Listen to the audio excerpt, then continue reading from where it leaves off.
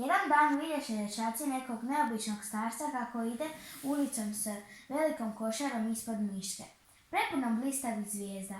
Laganim zamahom ruke on bi se vremena na vrijeme zagrabio iz košare i zavitlao oko sebe kao da sije.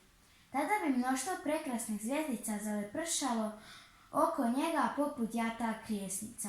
"Što to radite?" upitaše ga dječaci govoreći od znatiželje.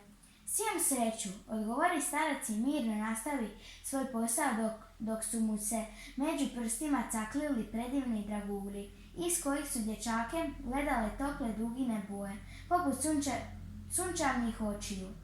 Divljeni tom lepotom, mališani s mjesta pojuriše uhvatiti sreću, ali uzalud.